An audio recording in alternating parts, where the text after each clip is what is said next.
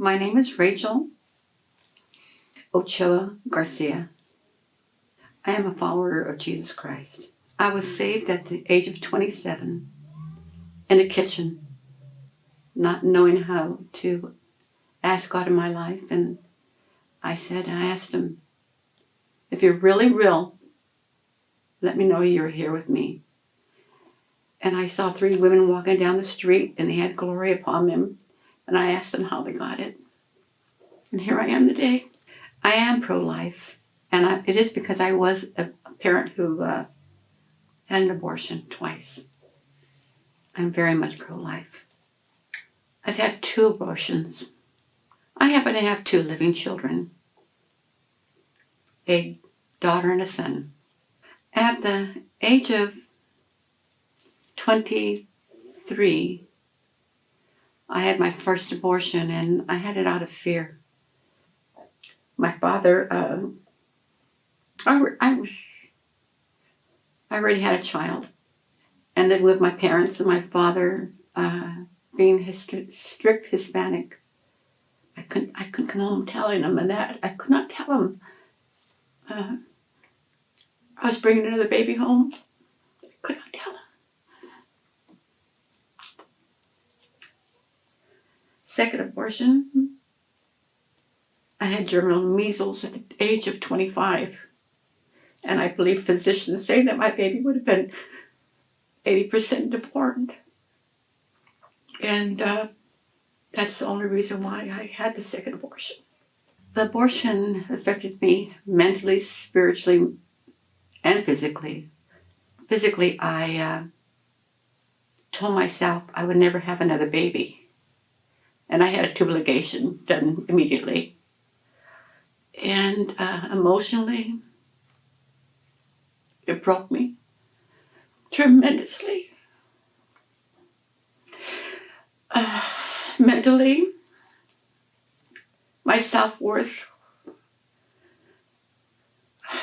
Not only did I not like myself, I was so angry at myself. How could I do that? I would kill a kitten, a bird, a dog. Yet I'd let my baby go. Who does that?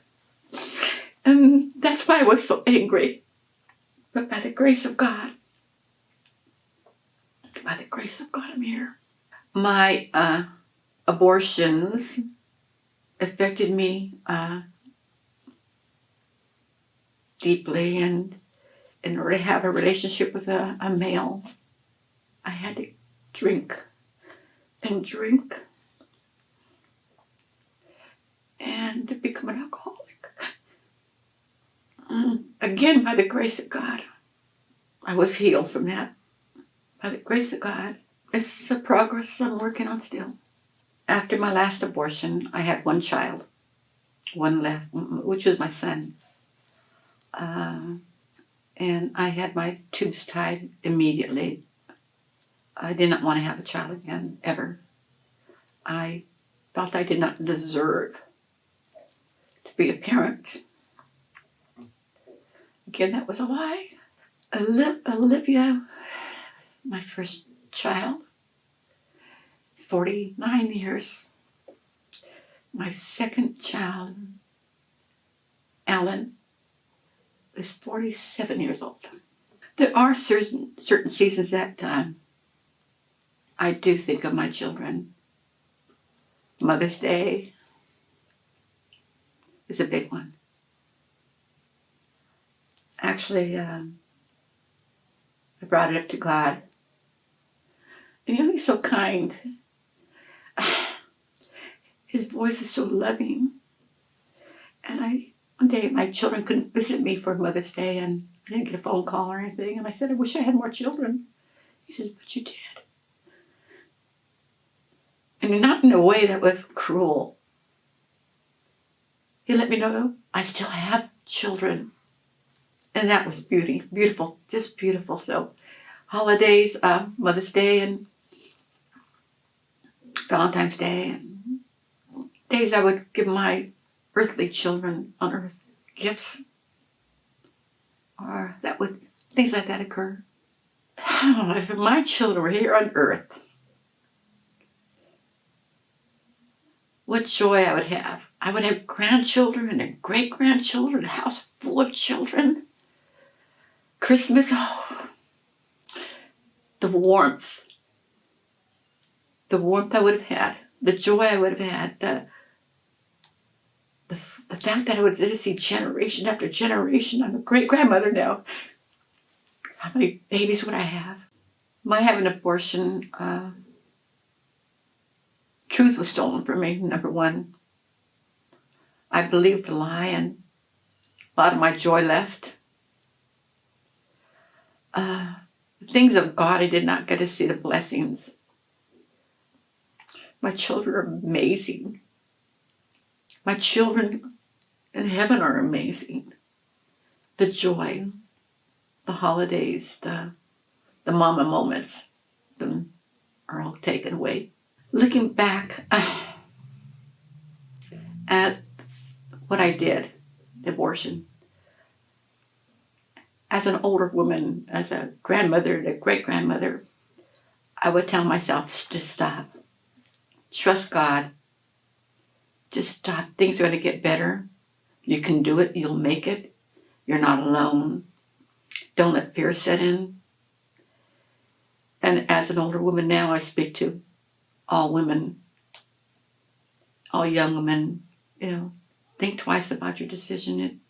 You will never be at peace unless God really intervenes, and then you will be healed. But it's just not worth it. It's just not worth it. God has healed me, and my tears are not the same tears that a woman grieves anymore. I go back, I'm talking about my past, but God healed me, and I knew He healed me. He came to me after my last abortion, and I wasn't saved yet. And He came to me in a star in my dream, and I saw all these beautiful colors, pastel colors, and I've never seen them before. I don't dream in color like that. And I saw Jesus in white, and we talked mind to mind, and I was surprised because I thought he had blonde hair. He has brown hair. His skin he had every face, every nationality. His eyes are not blue, they're brown with hazel in them. And he's kind. He wasn't wearing thorns in his head either. He's in his glory. He forgave me that night. It was I that made the commitment that I wasn't going to forgive myself. And filling out this application brought me another level of healing, a wave of healing, which is tremendous. I was filling out the application. The Lord told me my daughter, her name was Olivia. The angels named her. And then I'm an older woman and I needed a nap, so I took a nap, and oh my God, He's so gracious and good. I saw Olivia. She was driving a 1920 vehicle, the convertible, black, and she had this black dinner dress on, and her hair was shoulder length and was curly, and she's strong and she's vibrant and she's a leader. And she had 3 men in the car, and they're dressed in black with white shirts and ties, and they look like Men in Black. It's a movie. And they're in this convertible, and I can see the tan. The interior of the car was tan. And she stands up and she looks at me, and it must be this event that I'm going to now. She says, because of love, you can go to the dinner. And this is a dinner. So that's my experience, my healing, and how God has restored me. And it's just fresh. Everything, the last with Olivia is fresh. And the healing is tremendous. And she loves me. She forgave me and she loves me. I'm a proud mother. I'm a proud mother for a woman who's a warrior and stands up for God and righteousness. Yeah, that's my healing. Seeing Olivia and recognizing that I had a daughter. I didn't name my daughter because of shame. And when I found out she had a name and she was a person and a being, a spirit being, and I'm going to see her, she's going to like me. She's going to actually love me. And I'll see my son. Yes, it's wonderful. Yes, I've been forgiven. Jesus forgave me before I forgave myself. It was 49 years to carry this. It's a long time to suffer. If I could say to anybody in this world, don't wait. Don't wait. Come to Christ. He loves you. He forgives you and he wants you. But what can I say? This is such peace, such joy. If I could talk to my children in heaven, which I am talking to them, I love you. And you know that I have grieved for you. And I do know you forgave me. And I'm old now. My years are short. And I will be seeing you in heaven. And I actually long to be held. But they're with my parents. They're with my family. They're not alone. And it's going to be a great day. So when I leave here on earth, I hope my family rejoices because I want to be on the other side with my children, my parents.